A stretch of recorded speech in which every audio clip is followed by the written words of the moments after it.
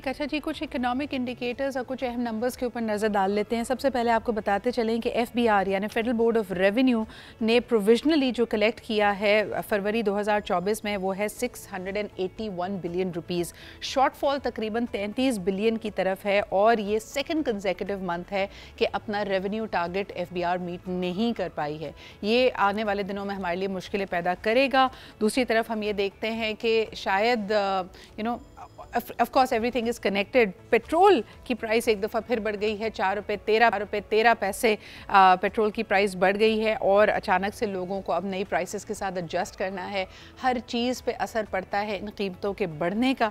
आपको ये भी बताते चले कि दूसरी दफ़ा है 4 महीनों में कि नेचुरल गैस प्राइसेस यानी जो गैस घरेलू गैस के सार्फिन हैं उनके लिए भी मुश्किलात बढ़ी हैं और रिसेंटली दोबारा गैस की प्राइस हाइक्स हुई हैं। ब्रॉडर मार्केट रिफॉर्म्स के ज़ुमरे में किस तरह ये ओवरऑल पिक्चर को शेप अप कर रहा है, आइए थोड़ा समझने की कोशिश करते हैं। हमारे साथ स्पोक्स पर्सन फॉर ओगरा जनाब इमरान गजनवी साहब मौजूद हैं। अस्सलाम वालेकुम इमरान साहब।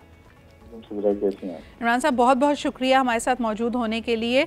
मुझे ये बताइएगा कि कहा जा रहा है कि ये इंक्रीज़ यूज़ जो है रीगैसिफाइड LNG का एनर्जी मिक्स में उसको बेहतर बनाने के लिए, एक तरह से उसका रास्ता बनाने के लिए ये प्राइस हाइक्स हैं। ये बात किस हद तक दुरुस्त है और इसको किस तरह समझा जाए लार्जर रिफॉर्म्स के ज़ुमरे में? देखिए सदरा, जो गैस प्राइस इंक्रीज हुई है जी। ये गैस प्राइस इंक्रीज हुई है इंडिजिनस गैस की, जो हमारी अपनी इंडिजिनस गैस पाकिस्तान से प्रोड्यूस होती है जी। अब इसका मैकेनिज्म ये है कि साल में 2 दफा कोई कंपनीज ओगरा के पास आती हैं और ये हमारा रेगुलेटेड फंक्शन है कि हम प्राइस रिव्यू करते हैं। सही। अब प्राइस रिव्यू करने का मैकेनिज्म ये है कि हम उसके वो जो पिटिशन डालते हैं वो बड़ी ट्रांसपेरेंट होती है, वेबसाइट पे आती है, हम एडवर्टाइज करते हैं, हम पब्लिक हियरिंग्स करते हैं, हम सुनते हैं, कंज्यूमर की बात भी सुनते हैं, हम कंपनी की बात भी सुनते हैं और उसके बाद प्राइस डिटरमिन करके गवर्नमेंट को, फेडरल गवर्नमेंट को वो प्राइस बेच देते हैं। फॉर एग्जांपल, अगर मैं एग्जांपल दे रहा हूँ, अगर सुई कंपनी कहती है कि जी हमें 100 रुपया पर MMBTU दें, तो हम उसको काट छांट करके विद ड्यू डिलिजेंस शायद उनको 15 रुपये अलाउ करते हो या 20 रुपये अलाउ करते हो। ये तो एक प्रोसेस है। उसके बाद जब हम गवर्नमेंट को भेजते हैं तो फिर गवर्नमेंट डिसाइड करती है कि क्या प्राइस इंक्रीज करनी है, नहीं करनी, because they have their own social political agenda. ये मैं पास्ट की बात आपको बता रहा हूँ। अब गैस प्राइसिंग के अंदर एक चीज आपको ध्यान में रखनी है कि इसके अंदर 85% is the cost of gas which is produced from the वेलहेड्स।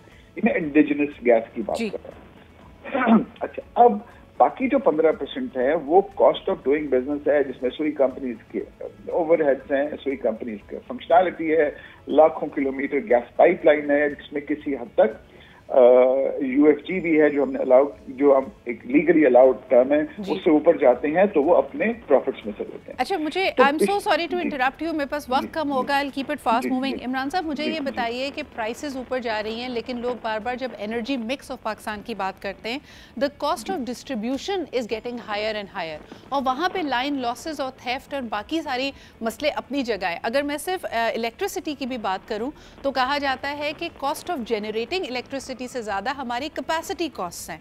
तो how is that affecting the gas sector in Pakistan? देखिए, गैस में कैपेसिटी का तो कोई इशू नहीं है। देखिए, हमारे पास तो डिमांड जो है वो ज्यादा है, सप्लाई कम है। दूसरी बात यह है कि इंडिजिनस गैस, क्योंकि हम उसको बेदरेग इस्तेमाल करते रहे हैं और क्योंकि वो बिकती भी अपनी प्राइस से कम रही है। गवर्नमेंट ने प्राइस इंक्रीज नहीं की ना, अभी आगे की है, पिछली हुकूमतों ने तो प्राइस इंक्रीज ही नहीं की, तो लोगों को सस्ती गैस, महंगी खरीद के सस्ती गैस दी जाती रही है। उससे कंपनीज का सर्कुलेटेड बढ़ गया ट्रिलियंस ऑफ रुपीस। लेकिन कतई कलामी की माफ़ी, अगर मैं सिर्फ पाकिस्तान की गैस डिमांड को देखूं, उसका जो मिक्स देखूं, 30% आपका पावर सेक्टर को जाता है, 23 से 24% आपका रेजिडेंशियल और फर्टिलाइजर सेक्शंस को जाता है, इंडस्ट्रियल डिमांड आपकी 20% है और उसके बाद जो बचता है वो कमर्शियल, ट्रांसपोर्ट और सीमेंट सेक्टर्स को जाता है। तो अगर मैं ओवरऑल भी नज़र डालूं तो रेजिडेंशियल इतना बड़ा मिक्स नहीं है। यकीनन वो तादाद में, नंबर्स में ज़्यादा होगा, लेकिन 30% तो आपकी खपत पावर सेक्टर की तरफ है। देखिए, वो तो अपना कॉस्ट दे रहे हैं ना। ज्यादातर गैस तो RLNG जा रही है उनको, और उनके अपने टैरिफ हैं। स्लैब्स देखें ना, आप डोमेस्टिक का स्लैब देखें, आप कमर्शियल का स्लैब देखें, तो हम स्लैब्स देखें तो वो तो एक एवरेज। देखिए, हम क्या करते हैं, हम एक एवरेज प्राइस देते हैं इंडिजिनस गैस की, RLNG की तो एक एक्चुअल कॉस्टिंग आती है, वो हर मंथ उसको हम अनाउंस करते हैं, उसका एक सेपरेट मैकेनिज्म है। लेकिन जो इंडिजिनस गैस है उसकी तो एक टैरिफ्स आते हैं, उसकी हम ज्यादा बेहतर बात करते हैं, उसकी डिस्ट्रीब्यूशन क्या है। सर आप वजह फरमा रहे हैं, लेकिन आप घरेलू सारिफ के लिए एक तरफ गैस की कीमत बढ़ाएंगे, 30% आपकी खपत होती है पावर सेक्टर की तरफ, और यकीनन वहाँ पे भी एडजस्टमेंट्स होंगी, उनके ऊपर मजीद प्रेशर जो है, बिजली की प्राइसेस भी ऊपर जा रही हैं आम सारिफ के लिए, और गैस की प्राइसेस भी ऊपर जा रही हैं। चलिए इस बात को भी छोड़ देते हैं, मुझे ये बताइए कि हालिया जो ये दोबारा गैस प्राइस पुश अप हुआ है, इसके बाद कहा जा रहा है कि यूरिया के रेट भी बढ़ गए हैं, और ये यकीनन आने वाले दिनों में हमारी फसलों के लिए, काश्तकारों के लिए एक बड़ा अहम सब्जेक्ट होगा। How is what is happening over there, अगर आपका पर्सपेक्टिव मैं इस पे जान सकूं। देखें फिक्रा, एक चीज अंडरस्टैंड, अभी आपने खुद कहा कि FPR का जो रेवेन्यू है उसका शॉर्टफॉल है जी, ठीक है। अभी आप उसमें ये देखिए कि आप महंगी चीज खरीद के सस्ती नहीं बेच सकते, कॉस्ट ऑफ डूइंग बिजनेस तो आपने करनी है ना, तो ये तो सब चीजें आपको इकोनॉमिकली एडजस्ट करनी पड़ेंगी। हमारे पावर सेक्टर के अंदर और हमारी गैस सेक्टर के अंदर प्रॉब्लम ही ये आया कि सर्कुलर डेट का प्रॉब्लम है ना। अगर सर्कुलर डेट खत्म हो जाएगा तो कंपनीज हेल्दी होंगी, फिर वो सोचेंगी कि और नई टेक्नोलॉजीज कैसे लेके आनी है, वो और इन्वेस्टमेंट होगी सेक्टर के अंदर, तो वो ज्यादा बेहतर आएगा। इकोनॉमिक व्हील तो चलने देना इसमें। अब मसला आपको मैं बताऊं कि पाकिस्तान में जो पाइप्ड गैस है, जो डोमेस्टिक गैस है, वो तकरीबन 25-26% लोग इस्तेमाल करते हैं। अब बाकी जो 75% हैं वो बेचारे गैस इस्तेमाल नहीं करते, तो वो different source of energy use करते हैं। तो अगर सर्कुलर डेट अगर गवर्नमेंट देगी कंपनीज को जो रेवेन्यू है, तो वो तो बेचारे उन 75% का भी टैक्स जा रहा होगा ना। तो जो गैस यूज कर रहा है वो दे ना टैक्स, वो दे, उसकी कॉस्ट पूरी दे। अब ये कैसे हो सकता है कि आपका एक बिजनेस हो और आप महंगी चीज खरीद के सस्ती दें? ये पॉसिबल नहीं है ना, आप फिर बिजनेस से बाहर हो जाएंगे। सर क्या आप समझते हैं कि अब जैसे कि बहुत सारे जो बिजनेसमैन हैं, लोग हैं, एक खुशी की लहर आई है कि पाकिस्तान में इंशाल्लाह ताला अगर सियासी इस्तेहकाम आता है, पॉलिटिकल स्टेबिलिटी आती है, तो चीज़ें बेहतरी की तरफ जाएंगे। आपकी क्या प्रोजेक्शन है? हाई डिमांड मंथ्स आगे आ रहे हैं, आपके सामने रमज़ान का महीना भी है, यकीनन इकॉनमी को भी संभालना है। क्या हम इस्तेहकाम देख रहे हैं? खुसूसन अगर हम कीमतों की बात करें, क्या ये स्टेबलाइजेशन की तरफ जा रही हैं, या अभी जबकि इस हुकूमत ने दोबारा IMF के पास जाना है, हम मज़ीद इन्फ्लेशन, मज़ीद कीमतों में बढ़ावा एक्सपेक्ट कर सकते हैं? देखें, जो कीमतों की बात कर रहे हैं गैस की प्राइसेस की, वो तो एक रेगुलर प्रोसेस है। ये डिपेंड करता है आपके बाकी इंडिकेटर्स में कि आपके डॉलर प्राइस क्या है, उससे डायरेक्टली रिलेटेड है। अगर कॉस्ट ऑफ गैस जो प्रोडक्शन है, जो वेल प्रोड्यूस कर रहे हैं, अगर वो ज्यादा होगी तो गैस बढ़ेगी, ठीक है। और हम बहुत सोच समझ के फैसला करते हैं कि गैस, और हम एवरेज प्राइस देते हैं। अभी भी स्टिल जो एवरेज प्राइस है गैस की, वो डोमेस्टिक प्राइस, उसमें भी जो स्लैबिंग हुई हुई है वो बहुत कम है। जिस तरह आप यूज करते हैं, प्रोटेक्टेड नॉन प्रोटेक्टेड कंज्यूमर्स हैं, और गवर्नमेंट ने, मिनिस्ट्री ऑफ पेट्रोलियम ने बैठ के बहुत ड्यू डिलिजेंस के साथ ये स्लैब्स बनाई हैं।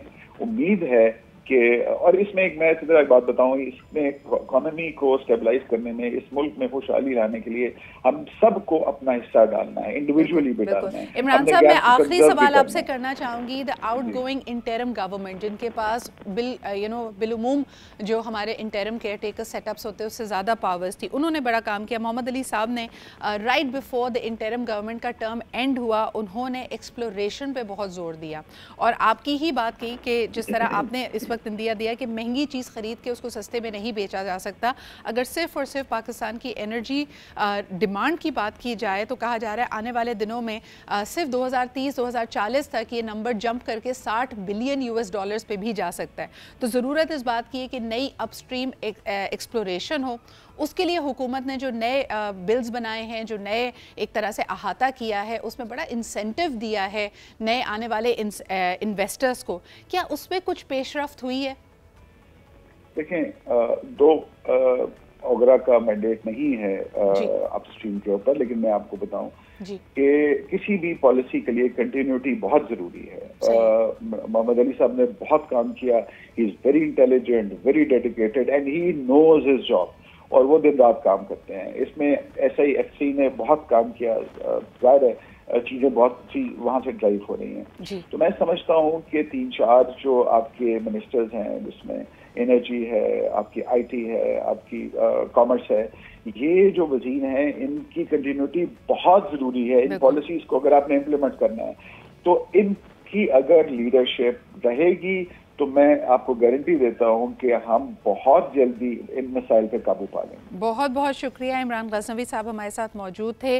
कैबिनेट में कौन होगा और ये वजारतें कौन संभालेगा, लेकिन इनकी तरफ से जो इनपुट आई है वो यकीनन ये है कि continuation of policies is important. अब ये कंटिन्यूएशन इंटरम सेटअप के साथ जो उन्होंने फैसले लिए उसको ही आगे कंटिन्यू कर है, having the same faces, the same people leading these departments and these ministries, this is yet to be seen. लेकिन जैसे जैसे ये डेवलप होगा, we are going to be reporting it to you.